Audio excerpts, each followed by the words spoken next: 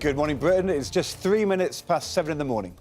Boris Johnson is facing a backlash from opposition parties and his own backbenchers as he set out plans to ban MPs from taking on second jobs in the wake of Westminster's sleaze row. Let's talk to Nithya Rajan, who is at Westminster for us this morning. Very good morning to you, Nithya. That is our main news this morning. Here's Ranveer with the rest of today's stories. Thank you so much. English cricket's racism crisis has left commentators, fans and MPs, and frankly all of us, reeling with shock and anger after a petrol crisis. Yes. Funny how news works. You forget that there was this, petrol crisis for days and days, shortage of lorry drivers, problems coming up to Christmas with, getting all the bits and bobs we need for our toys and Christmas presents and so on. So, yeah, pressure on households.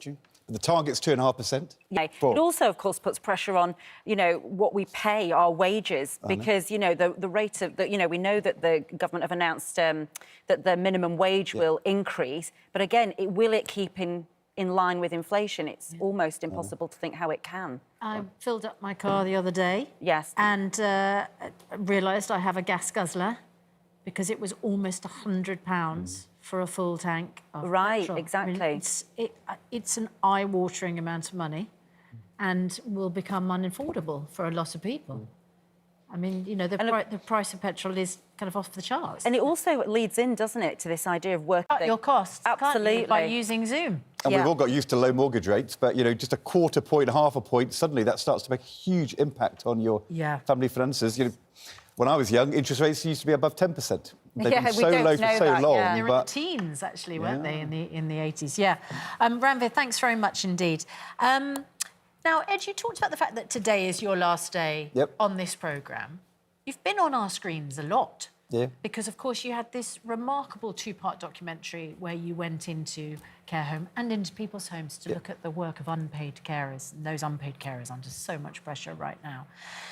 But somebody has been delving into your background, haven't they? Because at the end of this month, you are in the final of this year's series of Who Do You Think You Are? I am. So who do you think you are, Ed Well, I thought I was from Norfolk.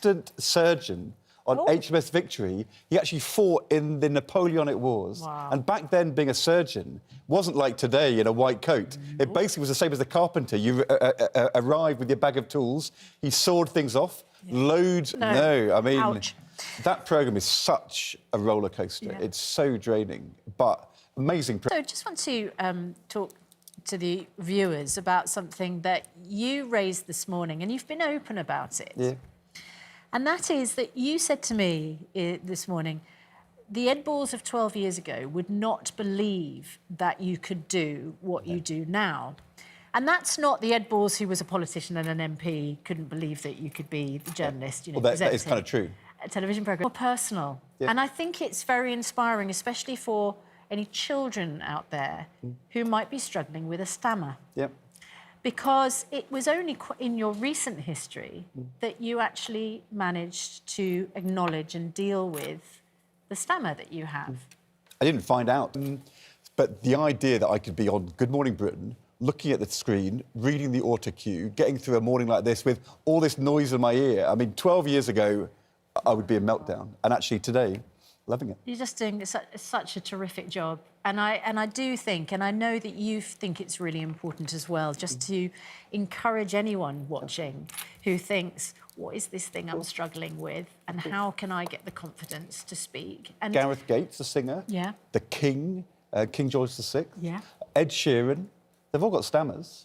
And own it and just say, this is who I am, and take it or leave it. And have a go, then it's amazing what you can do. I stammer about it because I think it really helps. It's the only way to deal with it. People. I mean, anybody who's covering it up, there are so many people who push these things underneath. And so many kids. Find it on the Hub, this programme, and I'm going to go back and just play what you said to him. I think it's brilliant. Yeah. But thank you so much. Because he doesn't like speaking out loud at all. In like reading out loud. And for boys, everyone, the pressure is, you've got to read out loud in class and all that. We just had a conversation about it, But I find that so, it makes me feel quite emotional, really. But I'm really pleased. Thank you for talking about that. Having the confidence to... Don't tell me to hurry. Just give me the confidence. It's your son. That's who he is. Yeah. Thank you. appreciate that. You're like, everyone's calm now. Yes, Result of it that. is. I know, calm for Gangnam Style. Oh, yes, because we've got Katya coming up. Talk about doing something different and out of your comfort zone. Absolutely terrific. And we'll talk to Katya a little bit. I think we might need to get a little bit of regional news and travel first and weather, don't you think? Yes, in Norwich and elsewhere. See you in a bit.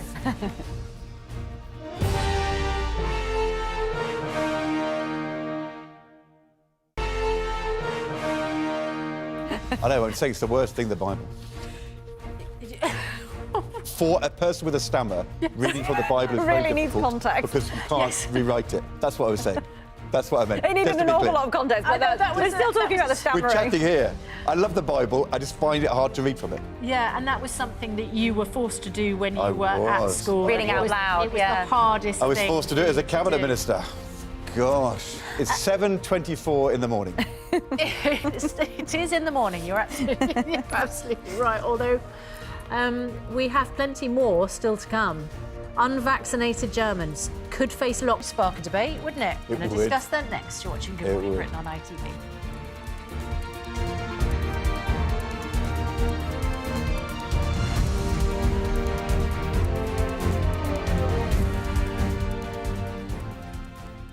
Thanks very much indeed. 7:37. Still to come, we're joined by the cycling legend.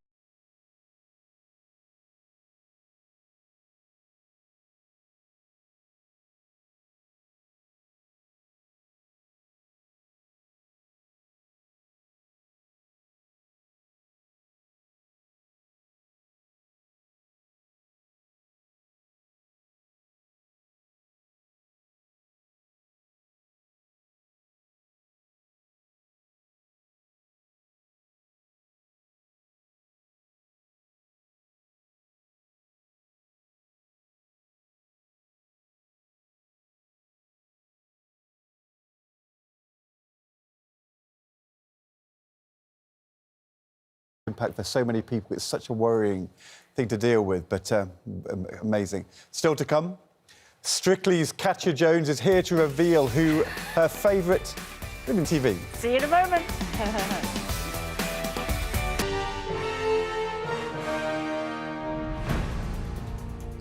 Good morning, Britain. It's approaching 8 o'clock, and here is Ranveer with the latest headlines. Thank you very much.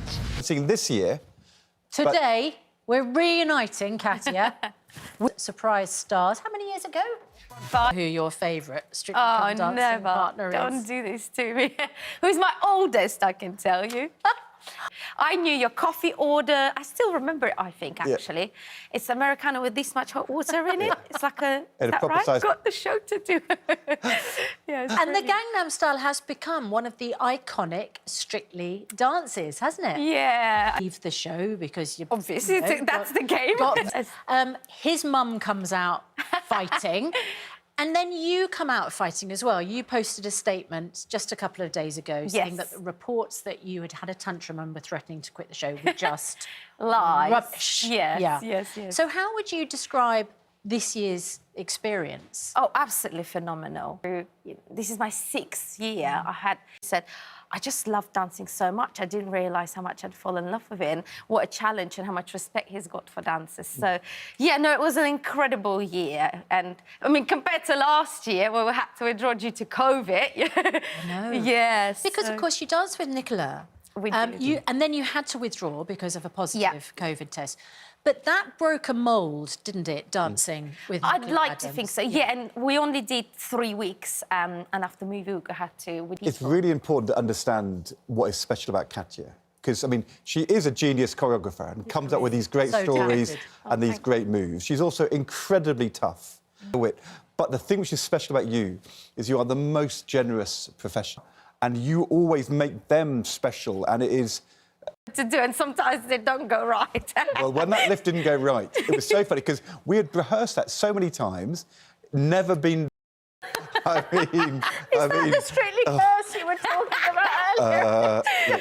You're cursed with some of these lifts, frankly, aren't you? You are. We talked about COVID. Craig now cannot be there judging because of COVID. Yes. Who's going to step in? The dancer, but a bit like me, but he's doing brilliantly. AJ but... Hi, sorry, I'm deaf. If you need anything, this is the way to do it. See you, Catches. It's 10 minutes past 8. It's still to come on Good Morning Britain after an emotional testimony. But before we do, let's get some news, travel, some weather from wherever you are in the country. See you in a moment.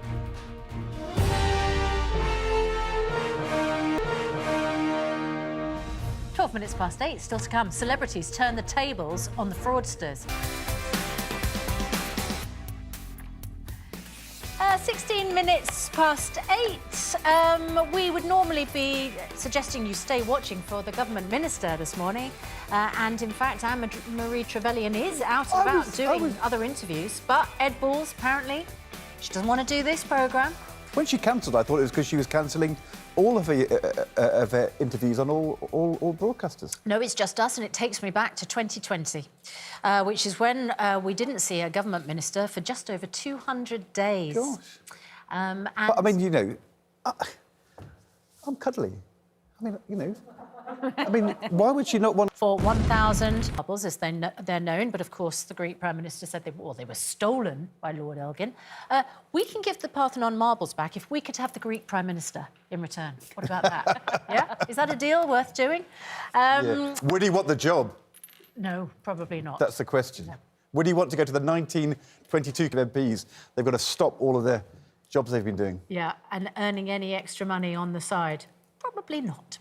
18 minutes past 8. You can earn some money on the side. Here we go. Competition time and your chance to win our winter wish list of prizes, including tax-free cash and a trip to Disneyland in Paris. I'd love to go to Disneyland. Well, watch this with Andy. Although Here's you can't Andy. enter. Sorry, you can't enter. Good morning. Are you over the Greek Prime Minister? And what can you do for us today? Well, not quite. I'll tell you what. I loved hearing you earlier on talking about you having a stammer, and there's been. It's made worse when I'm self-conscious and anxious about not being able to speak. Simon says, I wanted to say a huge thank you for his talk on stammering. It brought a tear to my eye as my son has a stammer. And the words have helped so much. And Daniel says, good to see Ed speaking about children and others with stammers. Daniel says he struggled for so long and still does. But he says, I've not let it define me. And he's going to be a teacher, something that he would never have dreamed of a few years ago. Good. How does that make you feel, the fact that Just you makes have... it... For one person, for one child, is going to make their life better. You know?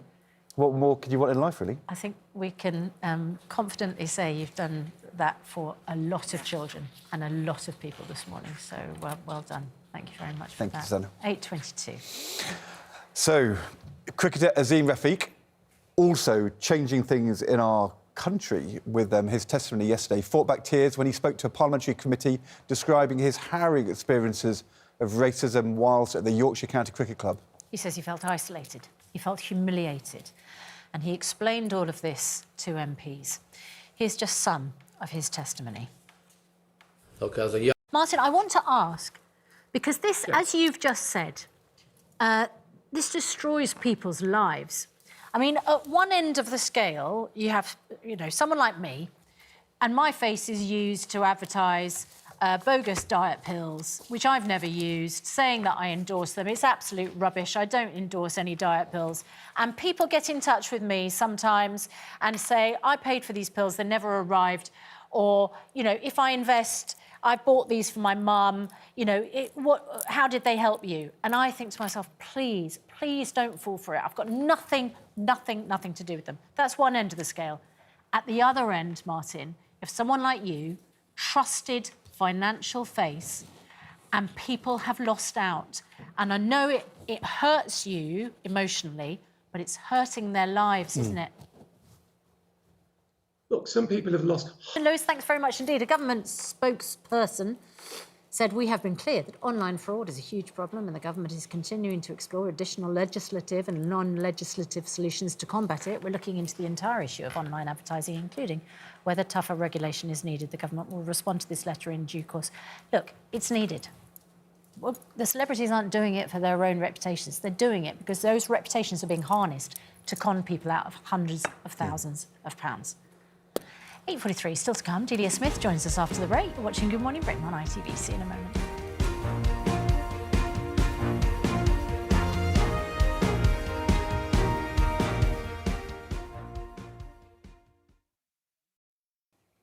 And thank you for your family who've been here longer than me supporting it. Thanks a lot. We really need support like that. Yeah. Delia Smith, good to see you this morning. Thanks very much indeed. Thank you, Delia. It is quite something, isn't it, when there is so much money going into some clubs in the Premier League, and Delia Smith at Norwich is holding a food and wine workshop in order to raise cash. I mean, self-funding, that is almost unheard of in both the Premier League and the Championship. It's very hard what they're doing, and we're in the Premier League. I would like to say a huge thank you to you, Boris, for being such great company. Very open and honest about your stammer, and we have been inundated. David says, loved Ed's passionate speech about his stammer this morning. I've loved him presenting all week. Nadine, the best. You will have inspired so many children and people today. Thank you. It's been great having you. Thank you very much. See you soon. Can I say one more time? It's 5 to 9, and this is Good Morning Britain. Time to join Lorraine.